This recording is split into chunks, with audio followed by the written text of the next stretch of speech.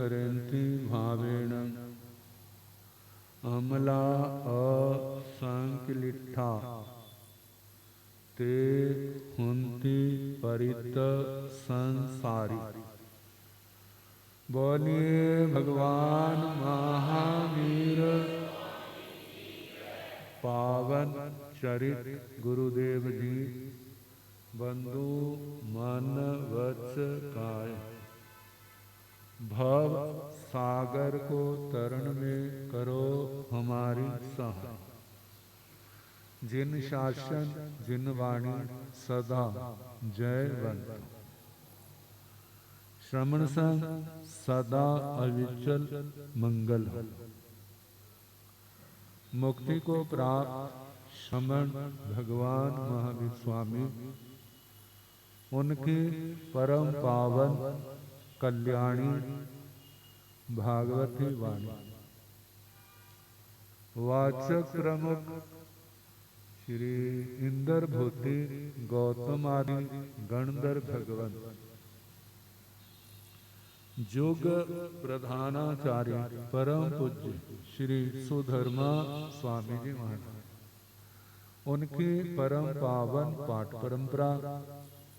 वर्तमान आचार्य ध्यान योगी परम पूज्य श्री शिव मुनि जी महाराज एवं गुरुजन सबके पावन चरण सरोजों में मेरा अनंत अनंत बार वंदना नमस्कार। उपस्थित धर्म प्रेमी सज्जनों, माताओं तथा बहनों, आज 24 सितंबर भोले बाबा आत्म कुल कमल दिवाकर करुणा सिंधु पूज्य श्री रतन मुनि जी महाराज उनका पावन जैन भागवती दीक्षा दिवस।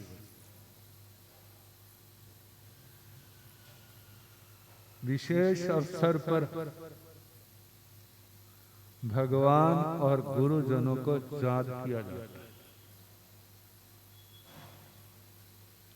उनके उपकारों को याद किया जाता है।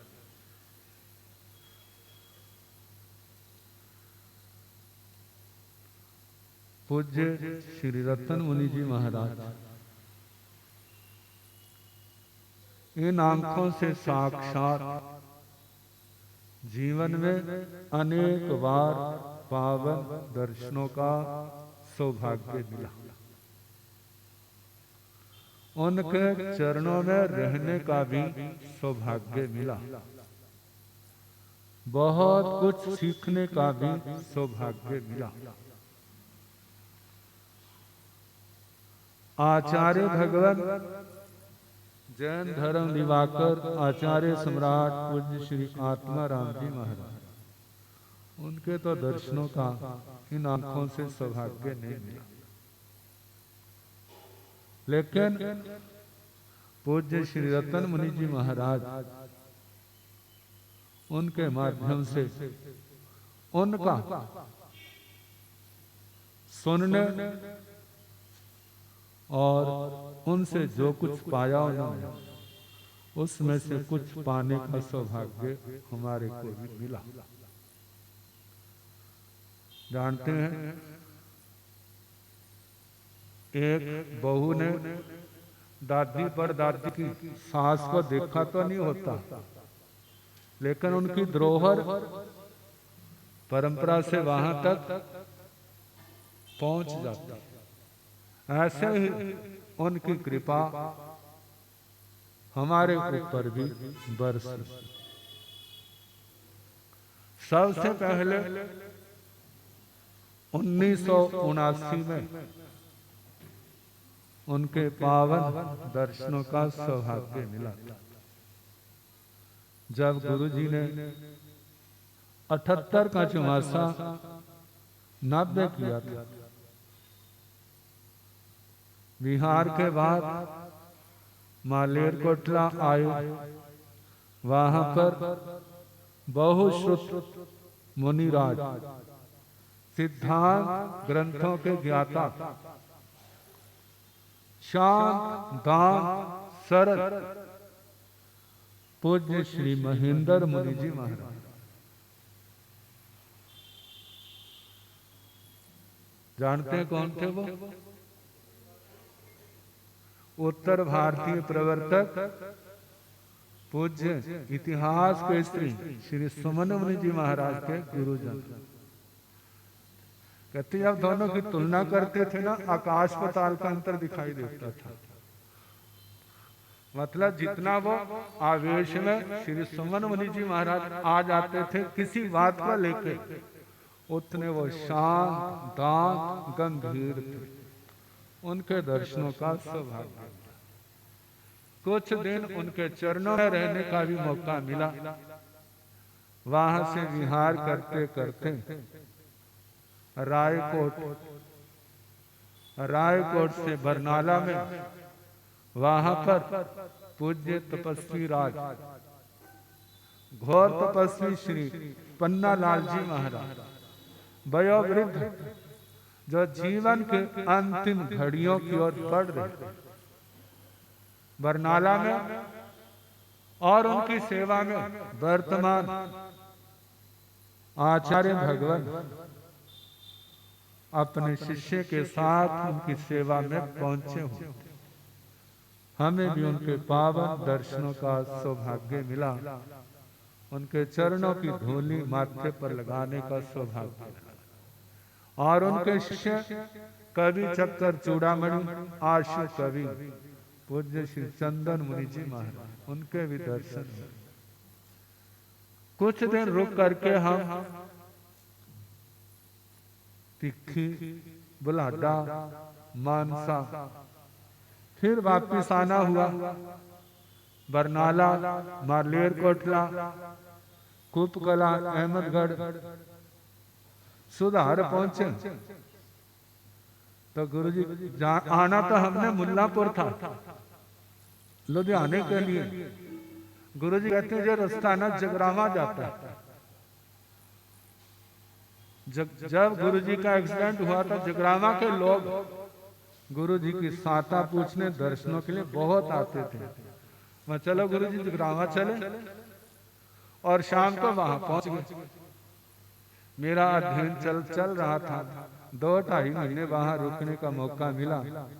स्वामी जी महाराज की दीक्षा महोत्सव के बाद वहां से विहार करके मुल्लापुर आए, और मुल्लापुर से पूज्य हमारे की समाधि पर वहां पर रुके थे। फिर वहां से उस समय उपाध्याय पंजाब प्रवर्तक श्रवण श्री फूलचंद जी महाराज लोटिया भवन में विराजमान। संस्कृत प्राकृत विशारद बहुश्रुत मुनिराज पंडित श्री हेमचंद जी महाराज, आतम कुल कमल दिवाकर श्री रतन मुनि जी महाराज आदि संत लोटिया भवन में, क्योंकि उस समय बड़ा पासरे का नव निर्माण चल रहा, तो उनके चरणों में रास्ते में गुरुजी को लेने आए थे। रास्ते में उनके पावन दर्शनों का पहली बार सौभाग्य मिला। लोटिया भवन में पहुंचे उपाध्याय जी प्रवर्तक भगवान, उनके पावन दर्शनों का सौभाग्य। कुछ दिन रुके। उस समय तपस्वी श्री पन्ना लाल जी महाराज के स्वर्गवास के बाद कवि जी महाराज लुधियाना में ही विराजमान थे। कुछ दिन रुकने के बाद फिर गुरुजी ने विहार किया आत्मनगर खन्ना की ओर, क्योंकि वहां मेरी पढ़ाई चल रही थी, पेपर होने। उसके बाद लुधियाना में काफी समय तक आना भी। जब चंडीगढ़ में गुरुजी महाराज का भाव पूर्ण हुआ, तो उस समय राहों में आचार्य भगवान पूज्य श्री आत्माराम जी महाराज का जन्म स्थान, उनकी स्मृति में वहां आयोजन था। व्याख्यान वाचस्पति जी महाराज का समाचार आया, लेकिन हम उस अवसर पर पहुंच नहीं सके। हम विहार करते हुए गुरु जी के बाद रोपड़, नालागढ़, वहां पर विराजमान थे जिन शासन गौरव पूज्य श्री राममुनि जी महाराज, श्री स्पीच मुनि जी महाराज आदि संत उनके दर्शनों का लाभ लेते पंचकुला, चंडीगढ़, बनूड़, डेरावसी, अंबाला, पटियाला, नाभा, मलेरकोटला, वहां से रायकोट, जगरावा, मुल्लांपुर से चले थे। तो लक्ष्य था शहर में आत्मकुल कमल दिवाकर पूज्य श्री रतन मुनि महाराज के दर्शनों का लाभ लेना। 11 से ऊपर पत्नी 12 बजने वाले थे। हम जा रहे थे, रास्ते में महाराज के मंगल पाठ सुनाने जा रहे थे, क्योंकि प्रार्थना के बाद जाते थे। तो दर्शनों का सौभाग्य मिला, वंदना की। कहते आप, मैं भगवान आपके चरणों में आया। क्या चलो मैं आता हूं। आगे स्थानक में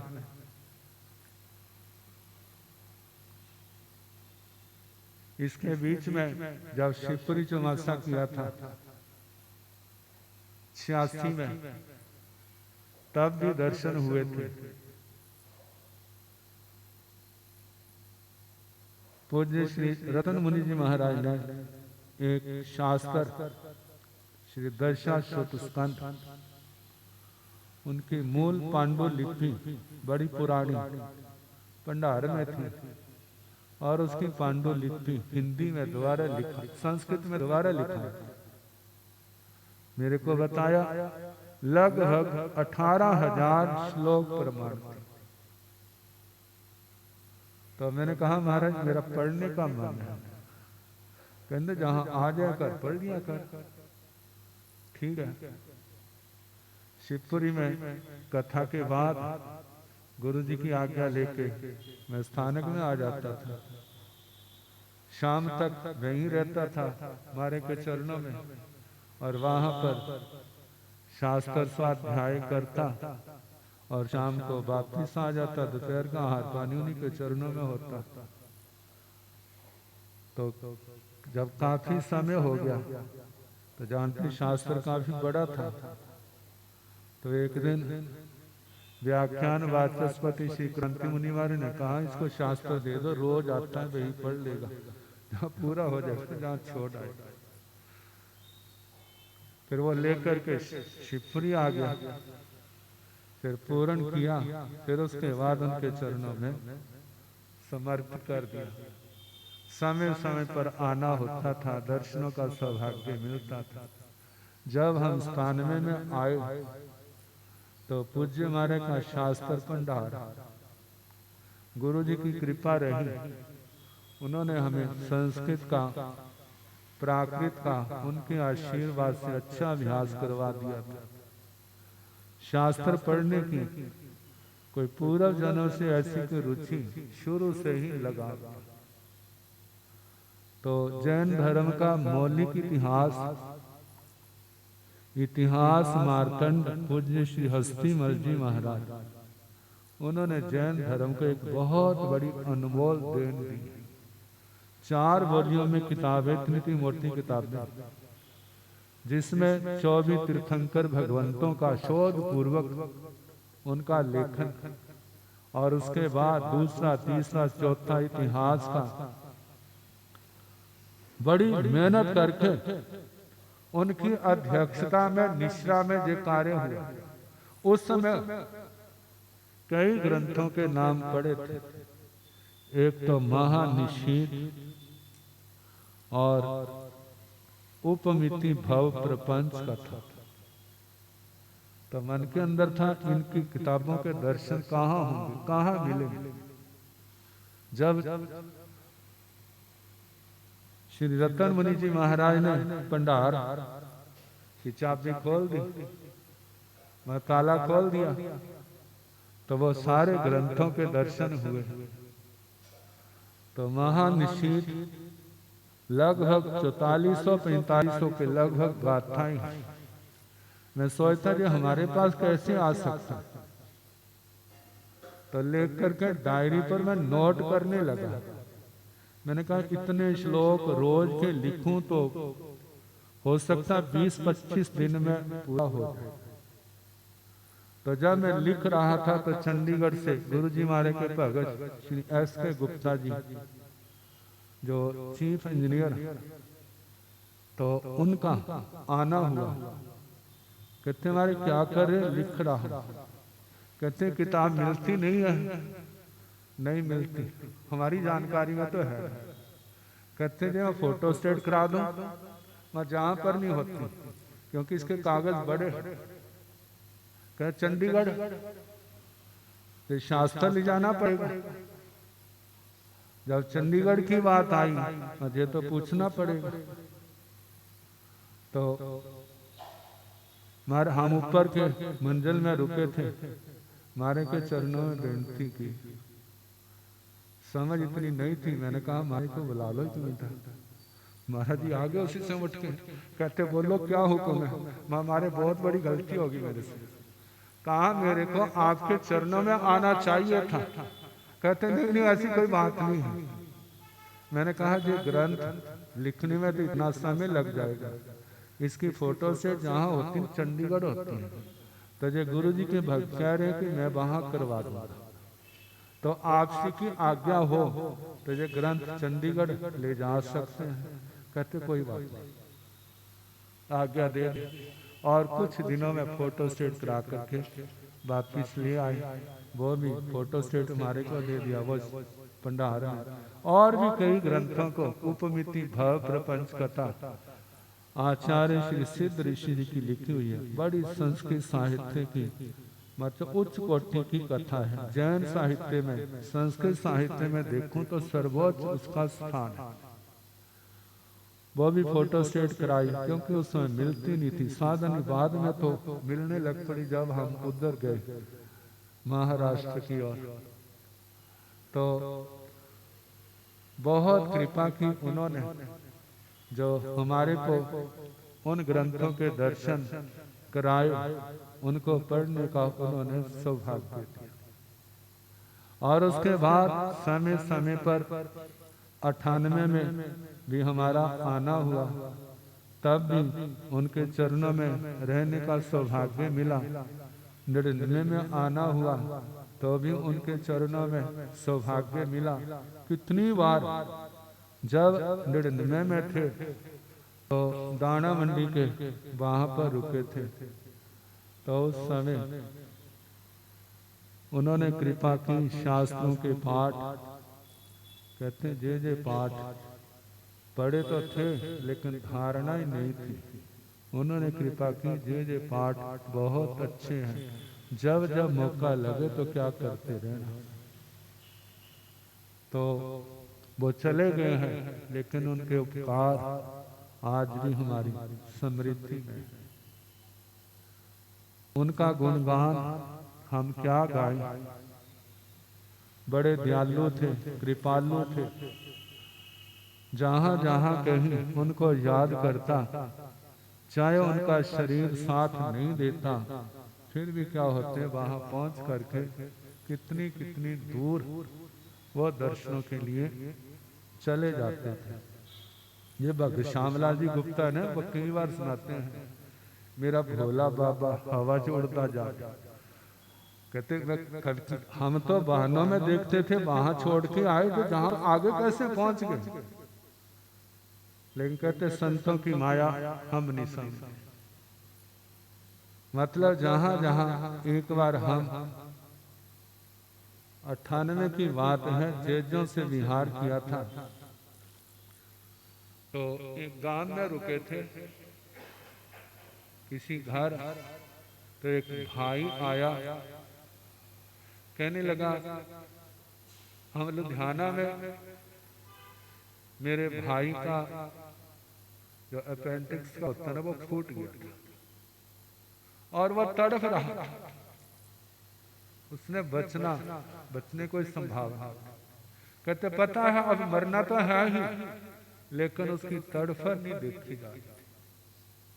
कुदरती संयोग ऐसा, वहां पर किसी को मंगल पाठ सुनाने के लिए श्री रतन मुनि जी महाराज वहां पहुंचे हुए।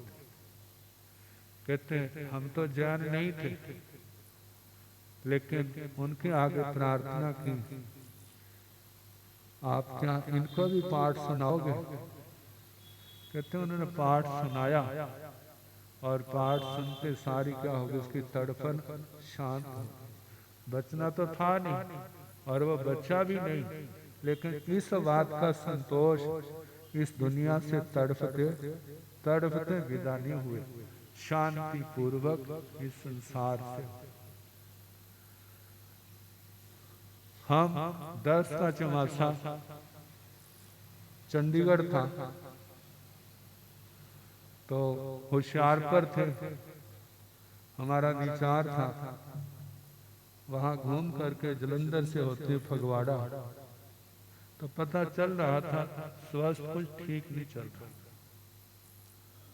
फिर मन में आया यदि महाराज का संदेशा आया ना, तो हम जो प्रोग्राम फगवाड़ा से बंगिया, नवाशहर, रोपड़, कुराली, मोहाली, चंडीगढ़ का है, ये बदल दिया। जैसे फगवाड़ा पहुंचे, ये ट्रिपल वाले प्रवीण जी अपने परिवार के साथ आए, कहने लगे महाराज हम श्री रतन मुनि जी महाराज के दर्शनों के लिए गए। उन्होंने कहा उनको कहना दर्शन देते जाना। मैंने कहा दर्शन देते तो क्या, मैं दर्शन करते जाएंगे। उसी समय सारा प्रोग्राम बदल दिया और जहाँ पर गौशाला रोड में पूज्य श्री मोतीराम जी महाराज की समाधि पर विराजमान थे उत्तर भारतीय प्रवर्तक पूज्य श्री अमर मुनि जी महाराज वहीं विराजमान थे। तो विहार करके उनके चरणों में आए, तो लक्षण तो ऐसे ही थे, जो भी आता था सबसे कीमत खोना, भाई कमाइए भाई कमाइए। देखा जाए तो अपने जीवन का आधे से ज्यादा टाइम तो उन्होंने लुधियाना में व्यतीत किया। संयमी जीवन का ज्यादा समय पहले तो आचार्य भगवान पूज्य श्री आत्माराम जी महाराज की सेवा में रहे, और उसके बाद पंडित संस्कृत प्राकृत विशारद पूज्य श्री हेमचंद जी महाराज, और साथ में उपाध्याय पंजाब प्रवर्तक पूज्य श्री श्रमण श्री फूलचंद जी महाराज की सेवा में, उनकी सेवा में रहे। फिर उसके बाद व्यासी के बाद इनके शरीर का भी क्या होगा, तो लुधियाना वालों ने उनको थानापति की बेनती की और यहीं पर विराजमान हुए। तो ज्यादा जीवन तो यहीं पर। तो बैठे थे व्याख्यान वाचस्पति श्री क्रांति मुनि महाराज कहने लगे आपको क्या दिखता है? मैंने कहा हमारे मैं क्या बता सकता हूँ, आप हमारे से दीक्षा में उम्र में सब दृष्टि से ज्येष्ठ हैं, बड़े हैं, आप देखो। कहते हमें तो ज्यादा नहीं लगता, फिर भी अपने आत्म बल से चल रहे थे। चौमासा चंडीगढ़ था, जब दर्शनों के बाद गए तब उनका समाचार आया, समाधि पूर्वक भाव पूर्ण कर गए। कितनी जागरूकता थी, सबको कह दिया था मेरी कोई ऐसी चीज ऐसा हो जाए मेरे को गाड़ी में न बिठाना, मेरे को गाड़ी में न बिठाना, और रात हो जाए तो कोई गलती से मेरे मुंह में कुछ ना डालना। समाधि पूर्वक उन्होंने अपने देह को छोड़ा। ऐसे महापुरुषों का पावन जीवन, कितना ऊंचा सारा जीवन सेवा में, परोपकार में, संयम तप में लगाया। सौभाग्यशाली वो लोग हैं जो उनके चरणों में आते थे, मंगल पाठ सुनते थे, उनकी प्रार्थना सुनते थे, कितना ने अपने दुख दरिद्र क्या किए, दूर किए। ऐसे महापुरुषों के चरणों में हमारा अनंत अनंत बार वंदना नमस्कार। हे भगवान, जैसे आप अपने जीवन में निर्विघ्न चले, ऐसी हमारी संयम यात्रा भी मोक्ष की ओर ऐसी ही चलती है। आप जैसे दिव्य महापुरुषों का हमारे सिर पर वरद हाथ बना रहे, संघ के ऊपर वरद हाथ बना रहे, और जो संघ भी धर्म आराधना में आगे से आगे बढ़ता रहे, इन शुभ कामनाओं के साथ। श्वासा दे माला